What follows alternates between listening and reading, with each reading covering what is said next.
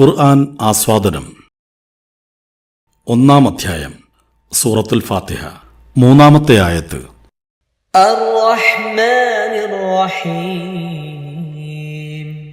അർത്ഥം: പരമകാരുണികൻ, കരുണാനിധി.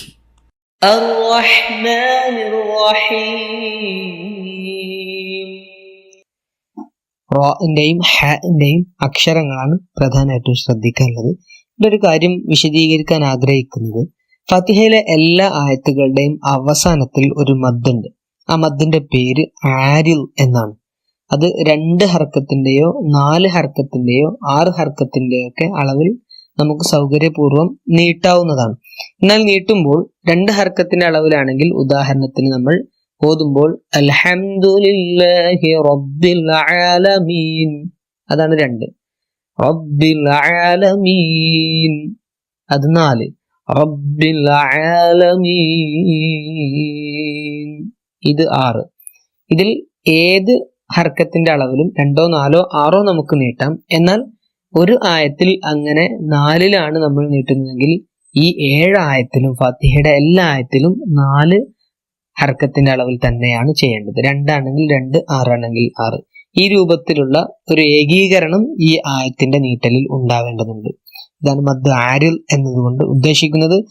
അർ-റഹ്മാനിർ റഹീം, റാഉം ഹാഉം പ്രത്യേകം ശ്രദ്ധിക്കുക. ആസ്വാദനം.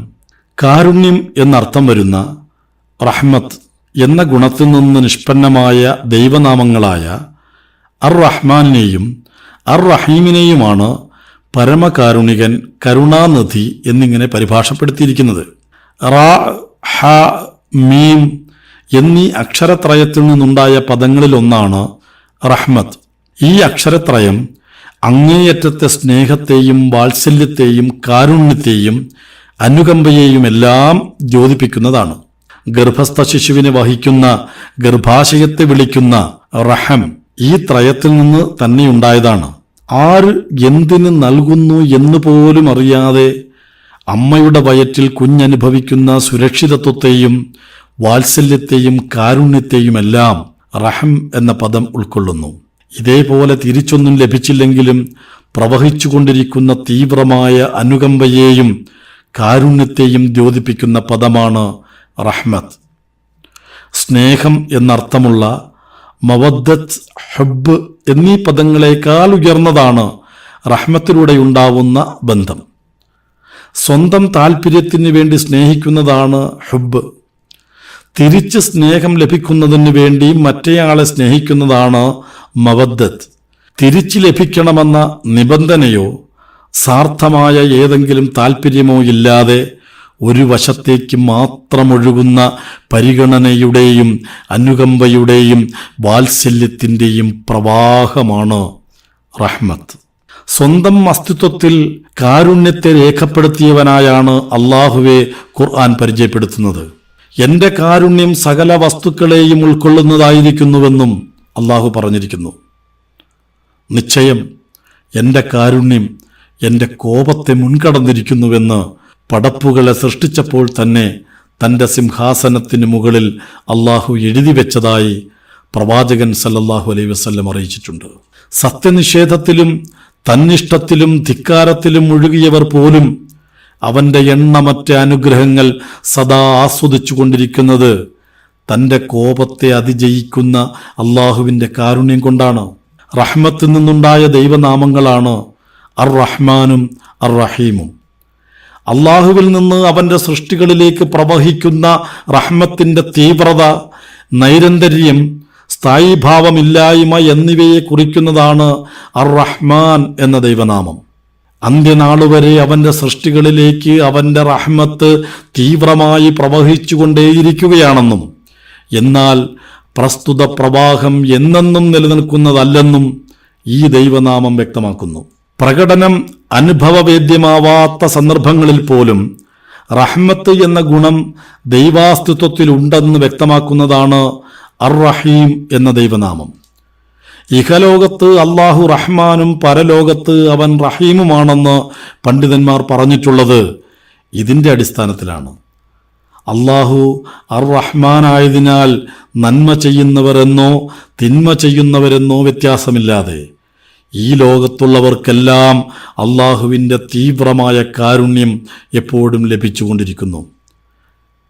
അവൻ അർറഹീമായതിനാൽ മരണാനന്തര ജീവിതത്തിൽ വെച്ച് അർഹതപ്പെട്ടവർക്ക് വേണ്ടി മാത്രം അവൻ്റെ കാരുണ്യത്തിൻ്റെ പൂർണ്ണമായ പ്രകാശനം നടക്കുന്നു.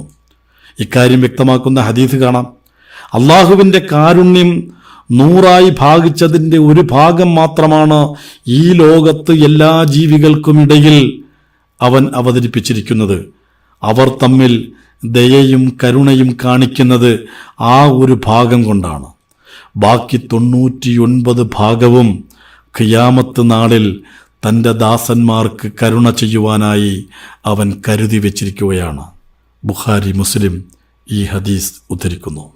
അള്ളാഹുവിൻ്റെ സത്തയുടെ സവിശേഷതയാണ് റഹ്മത്തെന്നും ആ ദിവ്യകാരുണ്യത്തെ അവൻ തന്നെ തൻ്റെ മേലൊരു ബാധ്യതയാക്കി നിശ്ചയിക്കുകയും ചെയ്തിരിക്കുന്നുവെന്നും ഈ ലോകത്ത് വെച്ച് അവൻ്റെ കാരുണ്യം എല്ലാവർക്കും എല്ലായ്പ്പോഴും ചൊരിഞ്ഞുകൊണ്ടിരിക്കുകയാണെന്നും ഇവിടെ അവനിൽ നിന്നുണ്ടാവുന്നതെല്ലാം അവൻ്റെ കാരുണ്യത്തിൻ്റെ പ്രകടനമായിരിക്കുമെന്നും ലോകാവസാനത്തോടെ അതവസാനിക്കുമെന്നും അതിനുശേഷവും അവൻ്റെ കാരുണ്യത്തിൻ്റെ സമ്പൂർണമായ പ്രകാശനമുണ്ടാവുമെന്നും പക്ഷേ അത് അനുഭവിക്കാൻ കഴിയുക അർഹതപ്പെട്ടവർക്ക് മാത്രമായിരിക്കുമെന്നുമുള്ള വസ്തുതകളെല്ലാം ഉൾക്കൊള്ളുന്നതാണ് അർ-റഹ്മാൻ, അർ-റഹീം എന്നീ ദൈവനാമങ്ങൾ.